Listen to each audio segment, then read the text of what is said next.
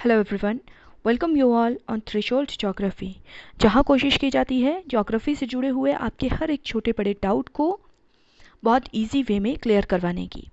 अगर आपको इस ग्रुप के वीडियोस पसंद आते हैं तो प्लीज़ लाइक, शेयर और सब्सक्राइब कीजिए ताकि आने वाले टाइम में ज्योग्राफी से जुड़ी हुई इन्फॉर्मेशंस आपको टाइम टू टाइम मिलती रहें। आज जो हम टॉपिक लेकर आए हैं वो है जियोमॉर्फिक प्रोसेसेस के अंडर एंडोजेनेटिक प्रोसेसेस का, जिसमें हम हॉरिजॉन्टल और वर्टिकल मोमेंट्स के बारे में पढ़ रहे हैं, यानी फॉल्ट एंड फॉल्ट फीचर्स के बारे में। साथ ही साथ हम जानेंगे कि सबमर्जेंस, एमर्जेंस, अपलिफ्टमेंट और सब्सिडेंस जैसे टर्म्स में क्या बेसिक डिफरेंस है। तो चलिए शुरू करते हैं आज का topic, geomorphic processes. Geomorphic processes में हम फॉल्ट्स एंड फॉल्ट के बारे में पढ़ रहे थे। देखिए, पहले शब्दों को समझना ज़रूरी है। जियोमॉर्फिक, जियो का मतलब होता है अर्थ और मॉर्फोज का मतलब होता है शेप, यानी अर्थ के जो फीचर्स हैं, जो उनकी शेप है, उनके बनने के प्रोसेस को हम जियोमॉर्फिक प्रोसेसेस कहते हैं। ये दो टाइप के होते हैं, एंडोजेनेटिक या फिर एक्सोजेनेटिक। एंडोजेनेटिक जो पृथ्वी के आंतरिक भाग में कार्य करते हैं और एक्सोजेनेटिक जो पृथ्वी के बाह्य भाग में कार्य करते हैं। आज हम सिर्फ एंडोजेनेटिक को लेकर चलते हैं, ठीक है। और एंडोजेनेटिक यानी पृथ्वी के आंतरिक भाग के। अभी आप इमेजिन कीजिए कि आप अर्थ के अंदर इंटीरियर के बारे में ही बात कर रहे हैं, ठीक है। अब अर्थ के इंटीरियर में दो टाइप के मूवमेंट होते हैं, या तो हॉरिजॉन्टल मूवमेंट होगा या फिर वर्टिकल मूवमेंट। हॉरिजॉन्टल यानी जो इस डायरेक्शन में कार्य करेगा, क्षैतिज रूप से कार्य करेगा, ठीक है। और वर्टिकल जो ऊर्ध्वाधर रूप यानी इस तरह से कार्य करेगा फोर्स, ठीक है। दो टाइप के फोर्सेस, हॉरिजॉन्टल या वर्टिकल। अभी हम वर्टिकल की बात नहीं करेंगे, बात करते हैं सिर्फ हॉरिजॉन्टल मूवमेंट्स की। ये हॉरिजॉन्टल मूवमेंट्स दो टाइप के फीचर्स बनाते हैं। एक तो बनाता है आपका फोल्ड फीचर, जिसके बारे में हम प्रीवियस वीडियो में कर चुके हैं। आपको टाइप्स ऑफ फोल्ड और उनके बनने के रीज़न और किस तरह के उनके डिफरेंट नेम्स हैं, उनके बारे में बताया गया था। आज हम फोकस करेंगे फॉल्ट के बारे में। हॉरिजॉन्टल मूवमेंट्स क्या बनाते हैं? फॉल्ट फीचर भी बनाते हैं, फोल्ड भी बनाते हैं और फॉल्ट भी बनाते हैं। फॉल्ट क्या होते हैं? फॉल्ट होते हैं आपके भ्रंश, ठीक है, भ्रंश। ये होते हैं बलन, फोल्ड्स, और ये होते हैं भ्रंश। भ्रंश किस तरह से बनते हैं? देखिए, नॉर्मल आपका एक कोई चट्टानी फीचर है, चट्टान को डिफरेंट लेयर्स में मैंने बनाया है, ठीक है। इमेजिन कीजिए ये कोई एक अवसादी चट्टान है जो डिफरेंट लेयर्स में है, ठीक है। अब यहाँ पे हॉरिजॉन्टल मोमेंट काम करेगा। इंटीरियर ऑफ द अर्थ की बात कर रहे हैं हम। हॉरिजॉन्टल मोमेंट काम करेगा कैसे? या तो वो इस डायरेक्शन में काम करेगा हॉरिजॉन्टल मोमेंट, या फिर वो इस डायरेक्शन में काम करेगा। दो ही बन सकती हैं सिचुएशंस हमारे पास, ठीक है। अभी बात करते हैं इस तरह से कार्य करने की। हॉरिजॉन्टल मूवमेंट, कोई चट्टान है, अंदर कुछ इस तरह की पृथ्वी के आंतरिक भाग में हलचलें हुई कि बल जो है वो दो डिफरेंट डायरेक्शंस की तरफ को काम करना शुरू कर गया। अब क्या होगा? यहाँ पे फॉल्ट क्रिएट हो जाएगा और इसे कहा जाता है फॉल्ट लाइन, ठीक है। ये एक फॉल्ट लाइन क्रिएट हो जाएगी। इस डायरेक्शन में चट्टान गति करेगी, थोड़ी सी इस डायरेक्शन में करेगी, और बीच में क्या है? ये फॉल्ट लाइन क्रिएट होगी, जिसकी वजह से एक नॉर्मल फॉल्ट आपका डेवलप हो जाएगा। देखिए, ये देखिए, हॉरिजॉन्टल बल ने इस डायरेक्शन में कार्य किया। तनाव, इसे क्या कहा जाएगा? तनाव की स्थिति। तो तनाव की स्थिति में हमेशा आपका क्या बनता है? नॉर्मल फॉल्ट बनता है। इस फॉल्ट लाइन के सहारे चट्टान का आधा भाग जो है इस डायरेक्शन में खिसक जाएगा और आधा जो है वो इस डायरेक्शन में खिसक जाएगा। बीच में गैप तो है, गैप नहीं आएगा, लेकिन ये इस तल के सहारे जो है ऊपर नीचे की तरफ खिसक जाएगा, ठीक है। ये यहाँ से नीचे की तरफ इसकी डायरेक्शन हो गई। आई होप आपको समझ आ रहा होगा कि नॉर्मल फॉल्ट किस कंडीशन में बनता है? जब हॉरिजॉन्टल मूवमेंट में टेंशन की स्थिति क्रिएट होती है, तनाव की स्थिति क्रिएट होती है। बल कैसा है, एक दूसरे से विपरीत दिशा में कार्य कर रहा है, क्षैतिज बल, और उसकी वजह से ये एक पूरा का पूरा चट्टानी टुकड़ा जो है इस फॉल्ट लाइन के सहारे ऊपर नीचे की ओर विस्थापित हो जाता है, खिसक जाता है। ठीक है, इनके बीच में गैप नहीं आएगा, लेकिन ये इनकी अलाइनमेंट बिगड़ जाएगी। आप देख रहे होंगे ये वाला पोर्शन जो है इस पोर्शन के साथ मैच करता था, अलाइनमेंट बिगड़ गई है, ऊपर नीचे हो गई है। तो ये आपका नॉर्मल फॉल्ट है। यहाँ पे ध्यान रखने वाली बात यह है कि नॉर्मल फॉल्ट आपका हमेशा टेंशन से क्रिएट होता है। ठीक है, अब बात करते हैं रिवर्स फॉल्ट की। देखिए, नॉर्मल फॉल्ट तो हमने क्या कहा, टेंशन की वजह से बनता है। रिवर्स फॉल्ट जो है आपका वो बनता है आपका कंप्रेशन की वजह से। ठीक है, हॉरिजॉन्टल मोमेंट ही काम कर रहा है, लेकिन कैसे कर रहा है, कंप्रेस हो रहा है बल। ठीक है, कंप्रेशन का एक आपका सिचुएशन क्रिएट हो रहा है, उसकी वजह से इस तरह से भी हॉरिजॉन्टल मोमेंट काम किया और इस तरह से भी हॉरिजॉन्टल फोर्स जो है आपकी वो काम की। तो इस फॉल्ट लाइन के सहारे ये आपका नॉर्मल फीचर जो है, देखिए जो पहले ऐसा रहा होगा कभी, वो कैसा हो गया, वो अलाइनमेंट उसकी बिगड़ गई, ऊपर नीचे हो गए, बीच में गैप भी नहीं आया, लेकिन क्या हुआ, रिवर्स मोमेंट की वजह से ये वाला पोर्शन जो है इस चट्टान के नीचे जा रहा है।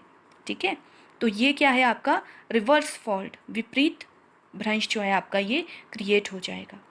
और किसकी वजह से, कंप्रेशन की वजह से। मॉर्फिक प्रोसेसेस में एंडोजेनेटिक यानी आंतरिक बलों के अंतर्गत हम हॉरिजॉन्टल मूवमेंट्स के बारे में बात कर चुके हैं, जिसमें हमने फॉल्ट एंड फोल्ड्स को डिस्कस किया। अब बात करेंगे एंडोजेनेटिक के अंदर ही, पृथ्वी के अंदर ही कार्य हो रहे हैं, लेकिन वर्टिकल मूवमेंट की बात करेंगे। वर्टिकल यानी ऊर्ध्वाधर रूप में जो कार्य करता है। अब इस ऊर्ध्वाधर रूप में देखिए बल जो है ऊपर से नीचे या नीचे से ऊपर काम कर रहा है। ठीक है, अब आप देखिए क्वेश्चन ये भी उठता है कि ये मोमेंट जो है ये वो होती क्यों है। देखिए, आपने interior structure of the earth की जब बात की थी तो हमने वहाँ पे कहा था कि कन्वेक्शनल करंट जो हैं अर्थ के अंदर लगातार काम कर रही हैं। ठीक है, जो वो मैग्मा है वो कन्वेक्शनल फॉर्म में लगातार गति कर रहा है। वही सब चीज़ें हैं जो इन वर्टिकल और हॉरिजॉन्टल मूवमेंट्स को जन्म देती हैं। ठीक है, हर डायरेक्शन में जो है ये मैग्मा जो गति कर रहा है, यही मैग्मा इस वर्टिकल और हॉरिजॉन्टल मूवमेंट का रीज़न बनता है। अब जब उस मैग्मा की वजह से वर्टिकल मूवमेंट या तो ऊपर से नीचे की ओर काम हो रहा है, या फिर बल कैसे लग रहा है, नीचे से ऊपर से नीचे की तरफ या नीचे से ऊपर की तरफ, दो ही डायरेक्शन में काम हो सकता है वर्टिकल में। ठीक है, हमने हॉरिजॉन्टल में बात की थी ना कि या तो ऐसे ऐसे काम होगा या फिर इस डायरेक्शन में। ये दो ही हमारे पास चॉइसेस बनती हैं हॉरिजॉन्टल में, और ये बनती हैं हमारे पास वर्टिकल में। ठीक है, अब इसकी वजह से देखिए अगर इस डायरेक्शन में काम हो रहा है तो कोई फीचर जो है उसमें क्या होगा, अपलिफ्टमेंट होगी, वो ऊपर की तरफ को उठेगा। और अगर इस डायरेक्शन में काम हो रहा है तो क्या होगा, कोई फीचर नीचे की तरफ धंस जाएगा। ठीक है, तो वर्टिकल मूवमेंट दो फॉर्म में ही काम करता है फिर, या तो वो अपवर्ड फोर्सेस के रूप में काम करेगा या फिर डाउनवर्ड फोर्सेस के रूप में काम करेगा। अपवर्ड फोर्सेस दो पार्ट में इसको डिवाइड करेंगे और दो पार्ट में ही डाउनवर्ड फोर्सेस को समझेंगे।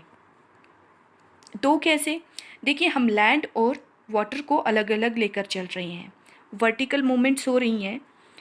बात करते हैं वाटर पोर्शन की।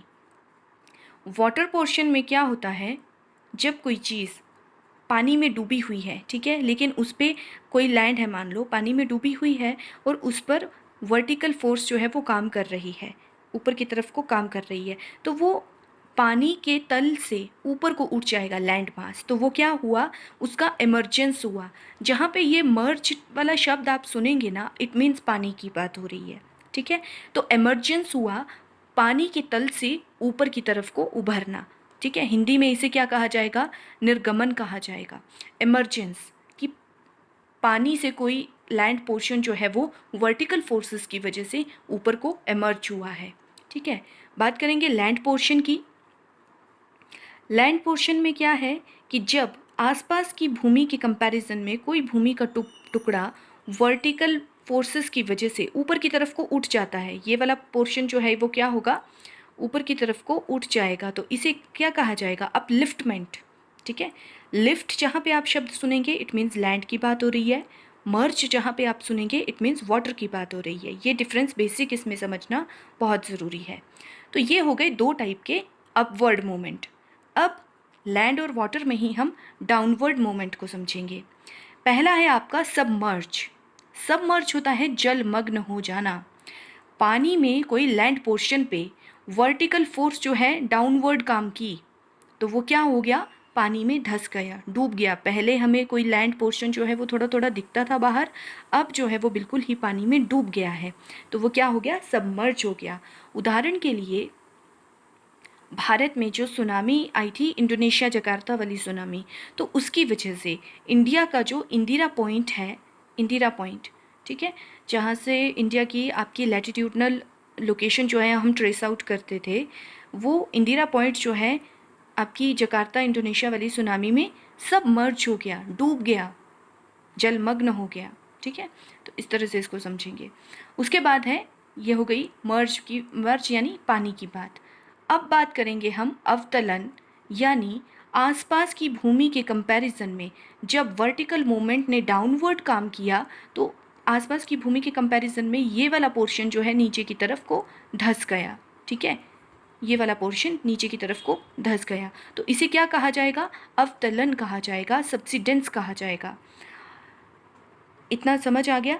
और देखिए यहाँ पे एक चीज़ और है कि आप जैसे मान लीजिए सड़कों पर चलते हैं, कभी रास्ते में आप देखिए कि कोई लैंड पोर्शन जो है वो स्लाइड हुआ है और सड़क आपकी बीच में धंस गई है, सड़क का ये पोर्शन टूट के धंस गया है, तो क्या उसको हम अवतलन कहेंगे, उसको सब्सिडेंस कहा जाएगा?